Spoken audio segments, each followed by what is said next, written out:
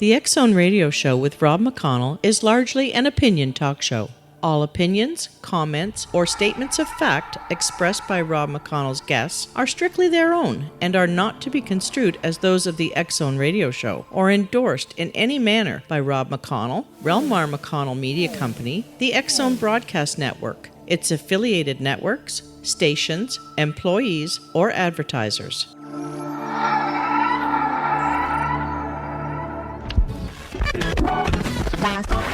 All Hit Radio.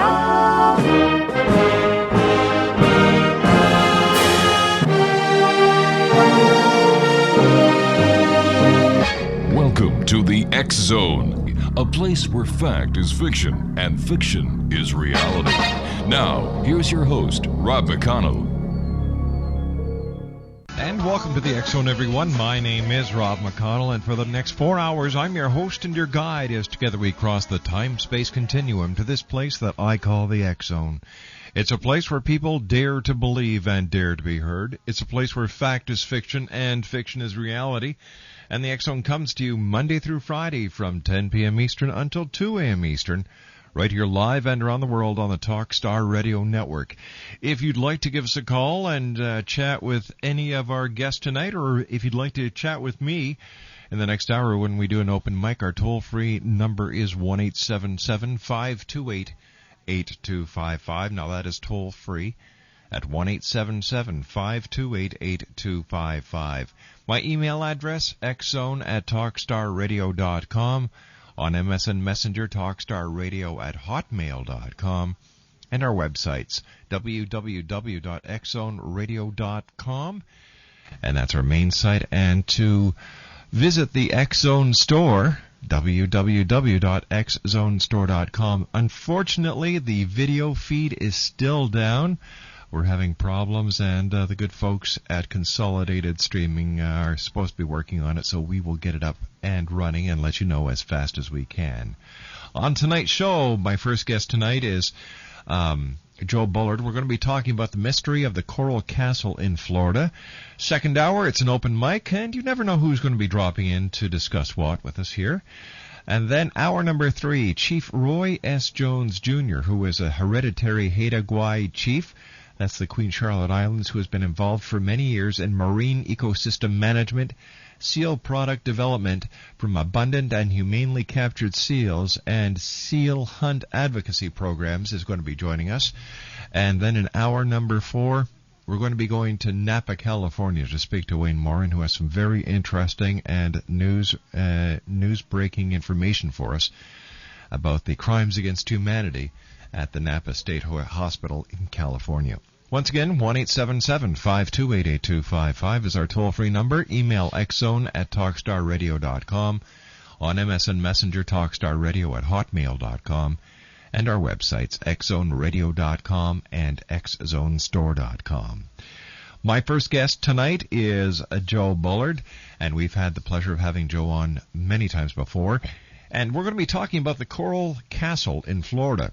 Joe was born in Florida in 1951. He attended the University of West Florida and graduated with a bachelor's degree in journalism in 1974. He found out about the Coral Castle on the television series called In Search Of in September of 1984. During this time, he was working at Lake City Community College as a public information director and professor of newspaper class. Joe spent 10 years of research at Coral Castle and started writing Waiting for Agnes in February of 1995. It took him 5 years to get the story on paper and almost 4 years to publish it. We'll also be discussing the Bermuda Triangle with Joe tonight. And Joe Bullard, welcome back to the X-Zone. How are you, Joe? Hey, Rob. It's great, man. You sound great. It's great to be back on X-Zone. Well, super having you here, Joe. Now, Joe, I was wondering if you could let our listeners know where exactly in Florida the Coral Castle is. Rob, Coral Castle's located about a 30-minute drive. It's actually south of Miami. And it's homestead in Florida City, where Florida City is where Ed first built it. Then he moved it, like we've talked about before, One Stone at the time. He moved it to Homestead in about 1936. So when you're down there, you're about an hour away from the Florida Keys. So you're right in the middle between the Florida Keys and Miami is where Homestead and Florida City are. All right, Joe, you and I have to take a commercial break. We'll be back in 2 minutes. Joe Bullard is our very special guest. In this first hour of tonight's X-Zone, we're going to be talking about the Coral Castle. If you'd like to give us a call and speak to Joe, ask him any questions about the Coral Castle, 1-877-528-8255. That's toll-free throughout the U.S., Canada, Alaska, and Hawaii. 1-877-528-8255. My producer tonight is the one and only Gotham City guy, Batman. Nice working with you, Batman. So, Batman, Joe Bullard, and I will be back on the other side of this 2-minute break as the X-Zone continues right here on Talk.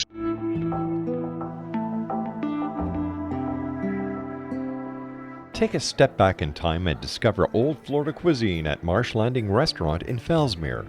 Enjoy delicacies such as frog legs, gator tail, catfish, and swamp cabbage, or enjoy the more traditional cuisine like hand-cut Angus steaks, ribs, and seafood.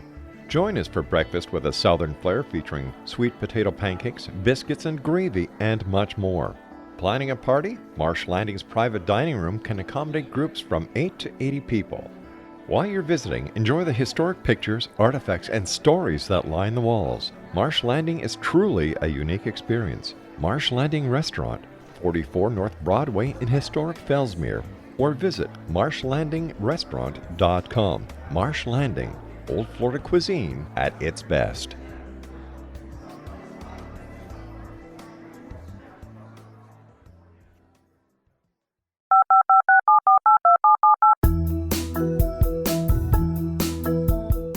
Did you know that when you're on the road with limited data or Wi-Fi, you can still listen to the X-Zone radio show with Rob McConnell, The Science of Magic with Gwilda Wiyaka, X-1, Dimension X, Space Patrol, and every minute of the X-Zone broadcast network by calling 213-401-0080, courtesy of Audio Now. No smartphone, app, or internet needed. It saves your data plan and it's free if you have unlimited minutes. Call 213-401-0080 to listen on any phone, anytime, anywhere. Remember 213-401-0080 for the best of the paranormal, parapsychology, and sci-fi radio programming anywhere, 24/7, 365.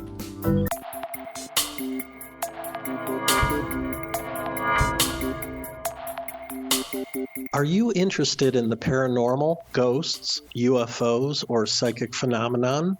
Join me, Tim Bartley, co-host of Talking to Spirits with Lightworkers Tim and Justina, coming mid-January 2017 to the XZBN. We will channel spirits live and talk to them, revealing all kinds of amazing information. Spiritual attachments will be found and removed on the show, and so much more.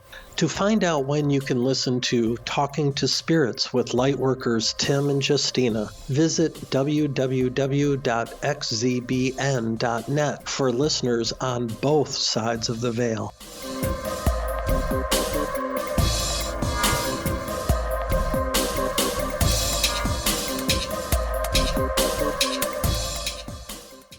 And welcome back to the X-Zone, everyone. We're talking about the Coral Castle in Florida this hour. Joe Bullard is our special guest.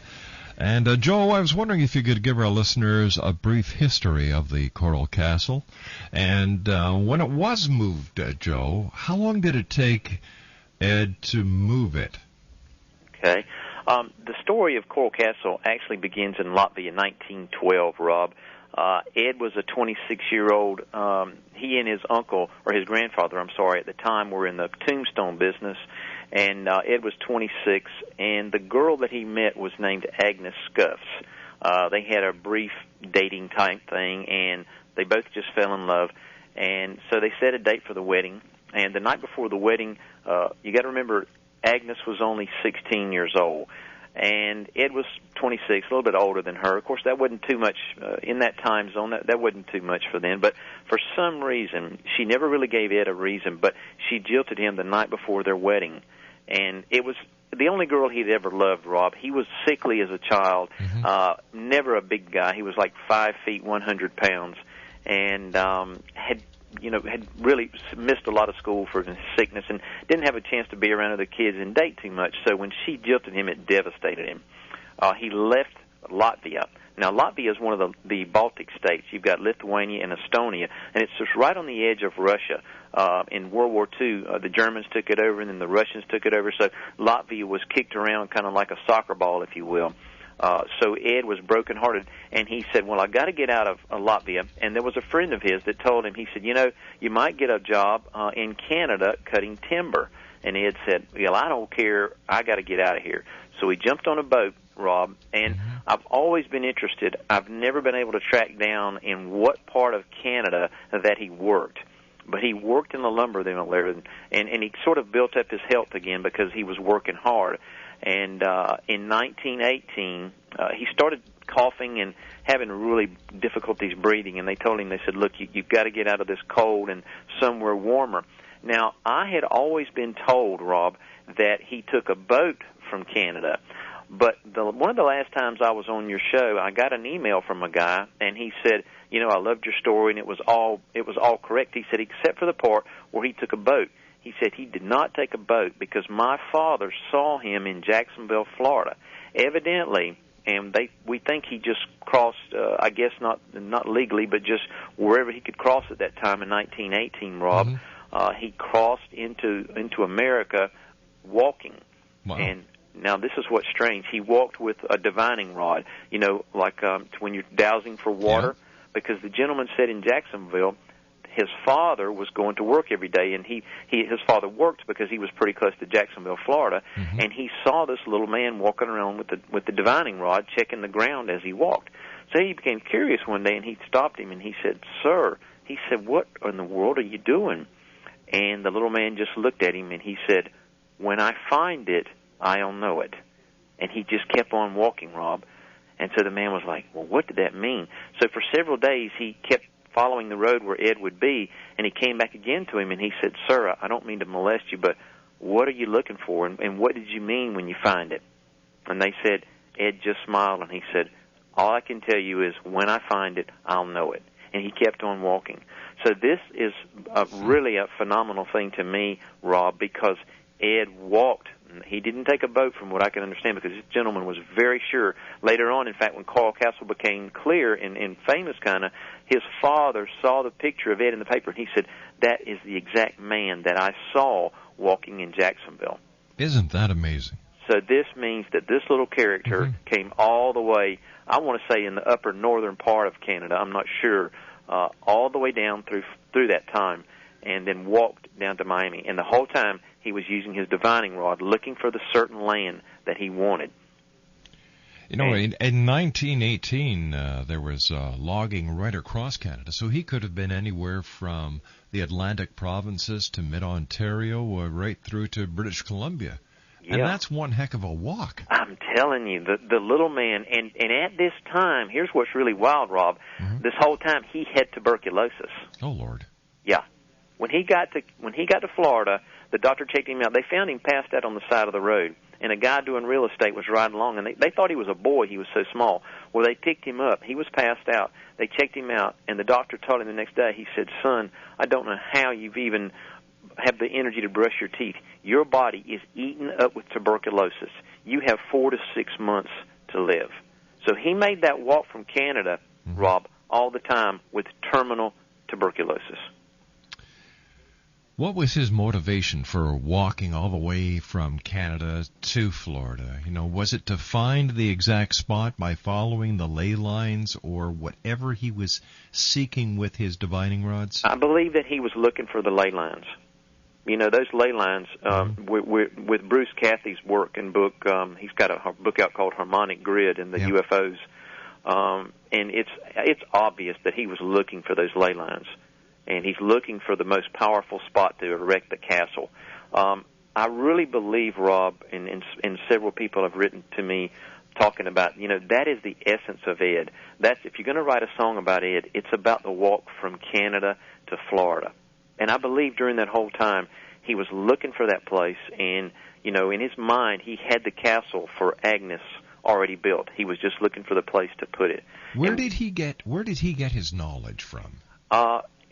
When you asked him that question, Rob, he would smile and he would say, I read books on the Egyptians, on the Mayans, on the Incas, on the Aztecs, and every book he could get his hand on about magnets and how the magnetic forces affect the Earth. That was one of his strong things. And then you would say, well, what books did you read? And he would never tell you. Really?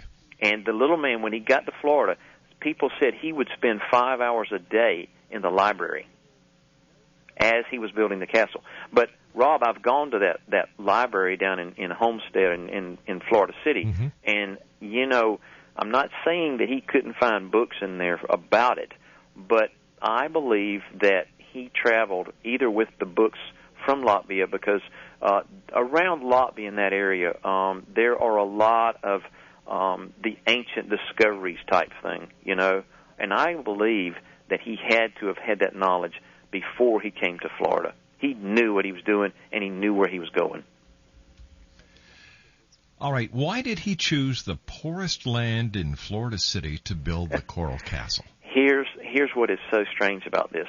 He goes around with his divining rod, and he went to a junkyard. After he was diagnosed with tuberculosis, he said, I need to make some tools. Is there a junkyard around here? And they said, yeah, you know, Kilgore's Junkyards is right around the corner. So they took him there, and he got a bunch of bizarre-looking tools, you know, wheel bearings from old trucks and bumpers and everything you can imagine. And then he found an old bicycle, and he was so poor, the man gave him the bicycle because it had no tires on it. So he rode around Homestead and really Florida City on that bicycle, and he'd stop every now and then, get off and go dowsing, and that's how he got the name Crazy Ed. So one day he came in, and the real estate man had been helping him, and Ed came in and he said, Tom, he said, I have found the piece of land that I want. So he was excited. So the real estate man said, great, let's go look at it. And when he came out there, Rob, it was the worst. The real estate man said, son, you can't farm anything but rocks in this place. Only a little bit of topsoil, and 4,000 feet straight down, Rob, is this coral. Now, this coral is called oolitic limestone, and the reason it's called that is these little characters called ooliths, which are like little tiny seahorses, if you will, little tiny crustacean-looking things, and they get together and they form, and when they die, their bodies are stuck together. And that coral, they say, and I think it's older than this, but the scientists now are saying it's 30,000 years old, okay?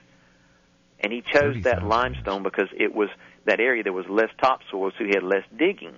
And the man said, well, Ed, you know, this land is no good, but son, we won't even charge. We'll give it to you if you want it. He said, fine. So they gave him the land, and he told him, he said, I'm going to put up a tent. You guys just leave and come back and check on me in about a month. Well, when they came back, it was a hot Sunday afternoon, and the man and his wife said, let's go check on Ed and just see what he's doing. When they walked up on him, Rob, he had a tripod of poles, telephone poles, 60 feet tall, okay? In the middle of that teepee, that tripod, was a chain coming down, and at the bottom of that chain was a piece of 10 tons of coral, and it was cut into a block. And when I say a block, I mean it was perfectly squared, perfectly cut, and just hanging in that tripod.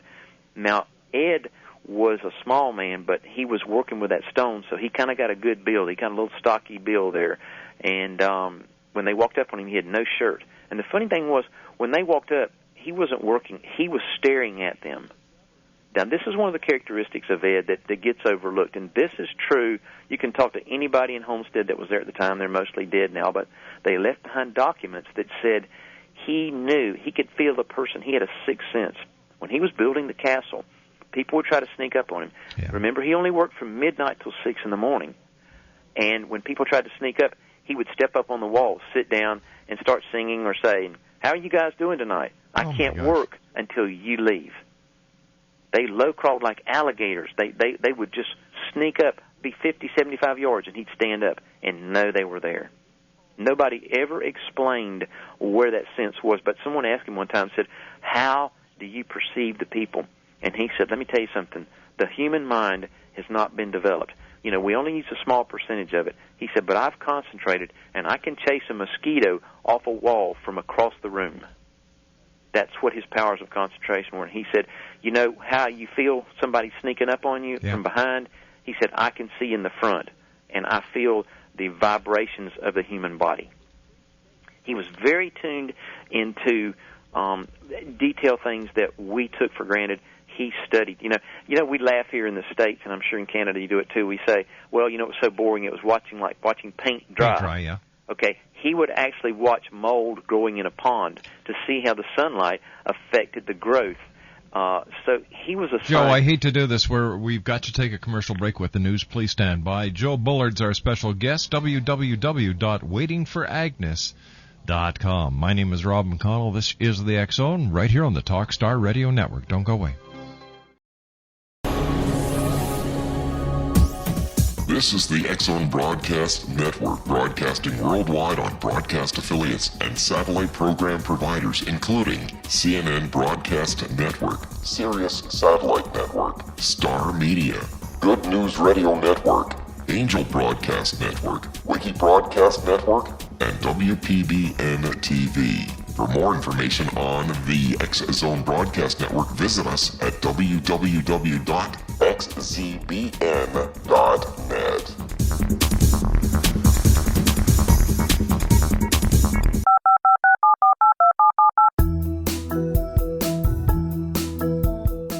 Did you know that when you're on the road with limited data or Wi-Fi, you can still listen to the X Zone Radio Show with Rob McConnell, The Science of Magic with Gwilda Wiyaka, X-1, Dimension X, Space Patrol, and every minute of the X Zone Broadcast Network by calling 213-401-0080, courtesy of Audio Now. No smartphone, app, or internet needed. It saves your data plan, and it's free if you have unlimited minutes. Call 213-401-0080 to listen on any phone, anytime, anywhere. Remember, 213-401-0080 for the best of the paranormal, parapsychology, and sci-fi radio programming anywhere, 24/7, 365. Welcome back, everyone. My name is Rob McConnell. This is the X Zone Radio Show on the Talkstar Radio Network. Our toll-free number is 1-877-528-8255, and that is toll-free throughout the U.S., Canada, Alaska, and Hawaii at 1-877-528-8255. Last night on the show, in the final hour, Patrick Cook and I were discussing about the Canadian seal hunt that is ongoing right now. And it's a topic that gets people heated either one way or another. So I decided that I would do some research today and try to bring on the best person that I could find who would be most sensible when it comes to this question. So joining me in the next hour, in hour number 3, will be Chief Roy S. Jones, who is a First Nations chief. It's been passed on through his family generation after generation after generation after generation, and we're going to be discussing the seal hunt, and that's in hour number 3. And in hour number 4, we're going to be talking about some wonderful and very interesting things, as we do each and every night here on the X Zone. 1-877-528-8255 is toll free, and it's going to be Wayne Morin in the final hour of the tonight's show. We're going to be discussing the crimes against humanity that are being continued being done at the Napa State Hospital. Joe Bullard is our special guest. We're talking about the Coral Castle, and for more information, you can visit Joe's website at www.waitingforagnes.com. Joe, thanks for being with us. Always great having you on the show. It's such an interesting story. It is such it's got to be one of the world's last mysteries, for goodness sake. How this man moved all these giant-sized pieces of coral by himself, and we still don't know the technology that he used. Are we any closer to getting the truth? No, Rob. Unfortunately, I'm in my 25th year of studying this, and you're one of the great advocates of Coral Castle, because believe it or not, I mean, we've been preaching this story for how many times on your show and how many years, and every time I do one of your shows, and I tell you, I love the people in Canada, because I get more orders for books from Canada than I do in the United States, and it's really strange. But even I've only done one radio interview in Florida in all the time. I've done you so many times, and thankful for you and X Zone, because this is one of the last great mysteries. When he died in 1951, he left behind clues, but you really have to study Ed. And no, we're no closer, Rob, because there's only a few people. I wish that, we could get scientists. I wish we could get even the college students from the University of Florida. It's only an 8-hour drive from there, but there's nobody studying what Ed did. I mean, there's a few people. I shouldn't say nobody, but there's just not enough. It should be a university. Is there a connection between the Coral Castle, Ed's mystical powers, and the Bermuda Triangle? That's an interesting question, Rob. And I did not realize this until I started studying the Bermuda Triangle and Coral Castle. But the Coral Castle actually sits in the end, right? The Bermuda Triangle goes out from the kind of like the bottom of New Jersey, and it forms the point up at Bermuda, and then it comes down to just kind of cuts the edge of Puerto Rico. It goes through Kingston, Jamaica, goes through a part of Cuba. So actually the Coral Castle sits right, if you could, at the base or the bottom of the Bermuda Triangle. And, it's really interesting, Rob, because Florida has so much weird stuff. Now, I think since I talked to you last time, there was only a little blurb in the newspaper, but they have found a 20,000-foot deep chasm between Florida and Bermuda. And evidently, what's happening there is, and I had friends out in Pensacola where I went to school, and they're discovering USOs, the underwater submerged vehicles that are unknown. They're saying they're using this chasm to go from Florida right on into Canada. And, you've had bunches of sightings of the USOs there. And so where Ed's Castle is located, there's so many theories now that, Casey said that Atlantis was sitting right there between Florida and Bermuda. And I don't know if we talked about this, Rob, but back in the 1970s, a doctor from Santa Monica was skin diving in Bermuda. Now, in Florida, and I've been there many a times between Bermuda, here in Florida and Bermuda, you'll be sitting out there, Rob, beautiful weather, a squall will blow up in 20 minutes, and you've got to get out of there because, winds come through. They're not hurricane, but they're strong. Well, anyway, long story short, this doctor was scuba diving. Well, they contacted him. They said, Doc, you got to get out of the water. You got to move. Squall's coming up. Well, they go back to their hotel and wait because the storm takes 2 days. Rob, when they go back to this area where they were diving, what happened was that wind blew away all the sand. There was a pyramid of, he estimated, 480 feet high, okay? Wow. The top of it was broken. He was able to enter the pyramid. He got down to the pyramid about 45 feet from the top. And there was a marble base there, Rob, facing the upper top. And on one of the ceilings that was still left in the pyramid came a rod down. And the rod stopped right at a pair of bronze hands. And in these bronze hands was a perfect crystal, round crystal ball, about the size of a cue ball, a little bit bigger. And he was fascinated. Well, he was able to wrench the bronze hands apart because they weren't that close holding the ball. He got the crystal ball out of there, and about this time the squall came up again. So he had no time to really research this pyramid. He swims out of there, gets back to his boat, okay? They had no time to really map where they were or what was going on, okay? He goes back to California, takes this crystal ball, and he remembered the rod that was coming out of the pyramid and down to the crystal ball, and he thought, well, this is strange. I wonder what's going on here. Well, they take this crystal ball, and these scientists test it. They take a rod like was in the Great Pyramid, or the pyramid in the Bermuda Triangle there, and they put a little spring on the end, and then they attached a little piece of steel to it, just like the rod was coming down out of the pyramid. Well, every time they approached this crystal ball, Rob, it would deflect. It would not allow that piece of steel to come in contact with it. Every time they pushed it, it would push it was like a slinky, if you will, and it would just push that spring back, and they were amazed. And now this crystal ball was studied by every scientist. He took it all over the United States, and they all said, we do not understand what is there. So there's so many, and they could not find that pyramid. They went back the next year, and the storms had covered it back up. But there's absolute evidence of these things there. Here's an interesting coincidence, my friend. Have you ever heard of the Great Lakes Triangle? I've heard of it, Rob, but I'm really ignorant of it. I don't know anything about it. Well, you know what? You're not, because the Great Lakes Triangle is 1/16 the size of the Bermuda Triangle. They're basically the exact same shape. It starts at around Kingston on the St. Lawrence River, goes to the top of Lake Superior, down to the bottom of Lake Michigan, and then in a straight line back to Kingston or Marysburg. Wow.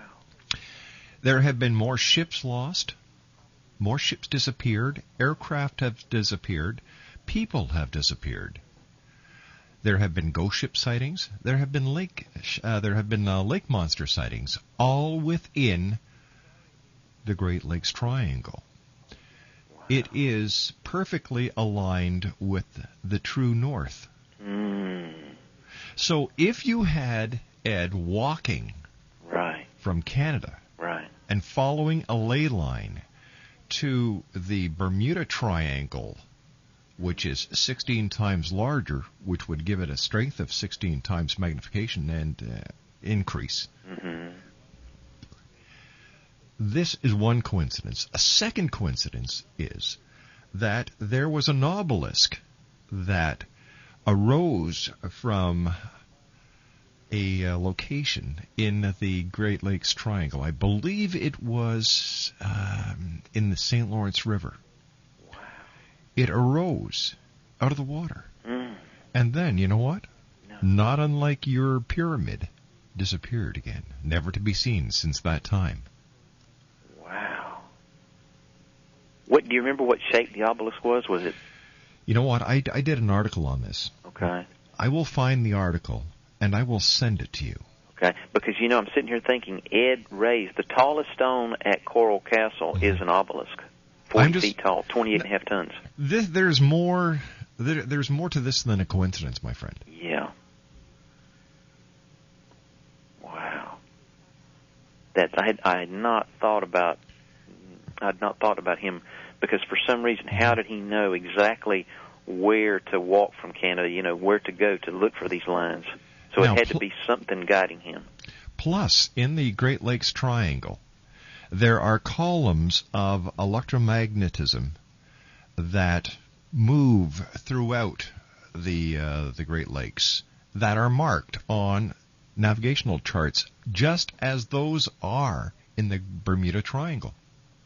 My goodness. Maybe you should do a book on this, Rob. Oh, gosh.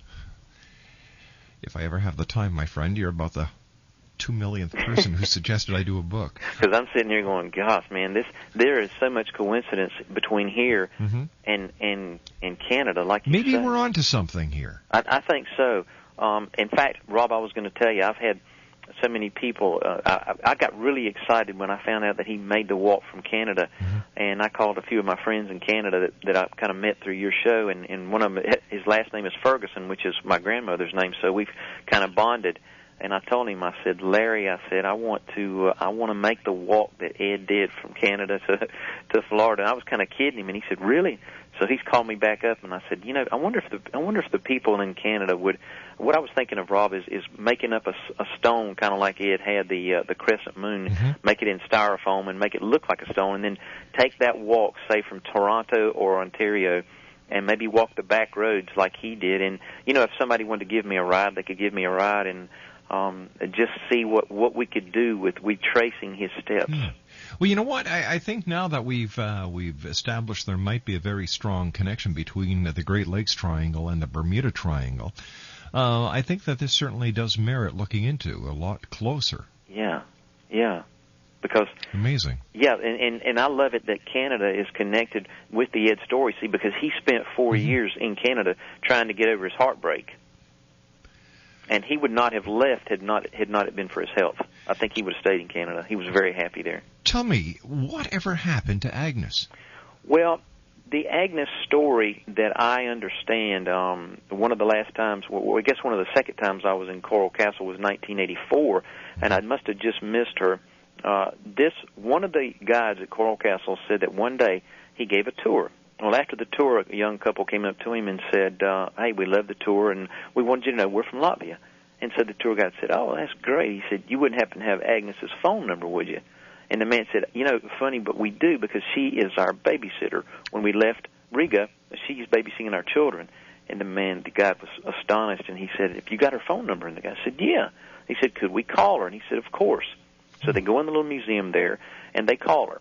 And the guy introduced himself, and he said, Agnes, I'm here with your friends that you're babysitting. And he said, we're at Coral Castle, and we'd love to have you as a guest. We'll pay for your trip, and just be cool for you to come and see the castle.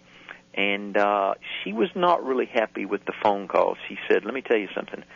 She said, I'm not interested in that castle when he built it. I surely don't want to see it now. And I'm going to tell you another thing. She said, I never loved him. Oh, my gosh. And hung up. Ouch. Well, I tell a lot of people, Rob, she had no idea, of course, that he would go on and do this monument to her that's, it's a scientific wonder. It's an everything. And, of course, he would always say, I did it because I'm waiting for Agnes. So he really made her famous. And I think, Rob, she was embarrassed that things went the way they did and that she jilted him. And I think the story that I have was that it was not so much Agnes that stopped the wedding, but it was her mother. Oh. She felt like Ed was too old and too poor, and she wanted her daughter to marry up. And she didn't feel like Ed was in their class. And so they believe that her being a young girl, she was more influenced by her mother. Now, they think that the person that came to Coral Castle that she had babysat their children said that she was divorced and had 2 children. So at some point she had gotten married and had children, and something happened to her husband. But she was 83, I believe, at that time in 1984. So she would be, long gone by now. Joe, please stand by. We've got to take our final break for this hour. Joe Bullard's our special guest, and we're going to be talking to Joe over the next couple of weeks about the Coral Castle connection with the Bermuda Triangle and the Great Lakes Triangle here in North America. My name is Rob McConnell. This is the X Zone. For more information on Joe Bullard, waitingforagnes.com.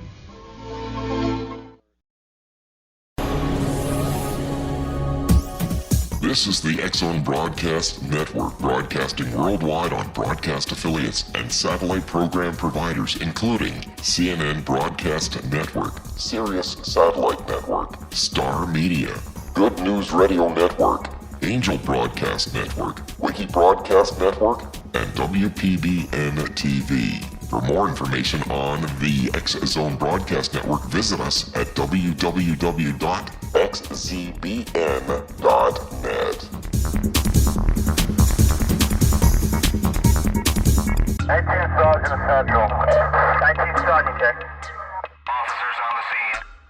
Hi, I'm Larry Lawson, host of Paranormal Stakeout.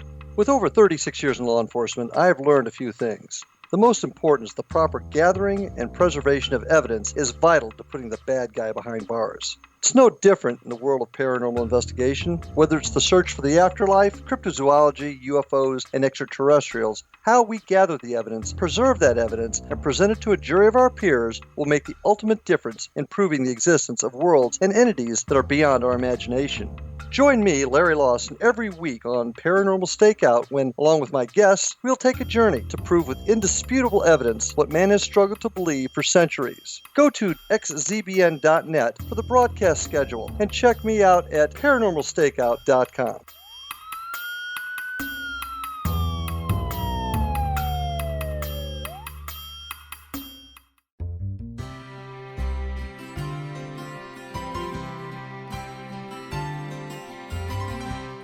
True healing must address 4 levels: physical, emotional, mental, and spiritual, for us to live joyful and productive lives. We tend to treat 3 of the 4, leaving the spiritual languishing. If you're tired of the same dysfunctional patterns cropping up in your life, Soul Balancing is for you. Trixie Phelps, owner and founder of Soul Balancing, is a naturally gifted energy healer trained in numerous esoteric forms, including shamanism. Trixie has created a powerful modality that safely and effectively clears your energetic field. A soul balancing session can remove interference, heal trauma, and restore your hope. Contact Trixie for a life-changing long-distance session today. www.soulbalancing.world.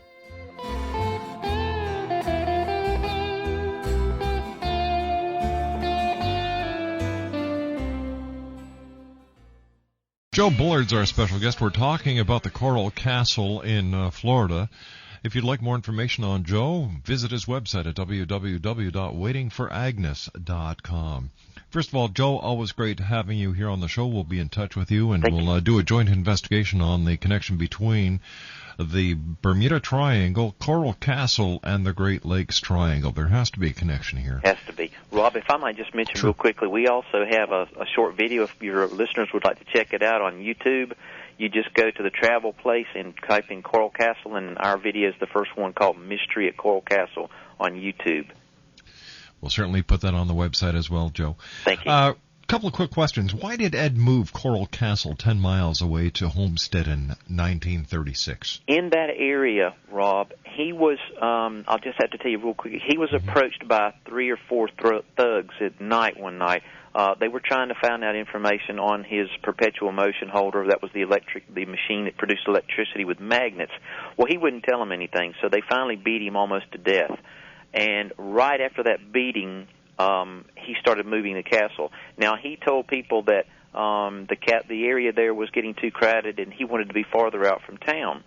Well, he called up his friend, and they backed a truck and trailer in there, and he told the man to leave and come back in an hour. When the man came back in an hour, there was a 30-ton and an 18-ton stone loaded on the truck. And so they started moving it. It took them 1 year to move the castle stone by stone. Now, there's 2 theories, Rob. The area at Florida City, this harmonic grid that we keep talking about are these ley lines. If the listener there can just imagine that these are like electric power lines that would run under there. Of course, they're invisible except to those who can find them like Ed. Now, an earthquake, Rob, can come along, and of course that tremor and that shake, they say that it can mess up that energy line. And they believe that Ed made a surveying error at Florida City. And when he discovered the error, the power there was not as strong. So he always would take in his dowsing rod. So he went to Homestead one day, which is 10 miles north of Florida City there, and found a stronger point of this power. And they believe, now this is just all theory, but they believe that he moved it from Florida City to Homestead because he could see that the ley line power was diminishing. Now this is kind of getting fuzzy, and it's kind of hard to understand. But at Coral Castle, I have seen a guide. There's a guide there, Rob, who can show you where those ley lines. Now they're not as strong as they were, but they will still move dowsing rods. Unbelievable. Yeah.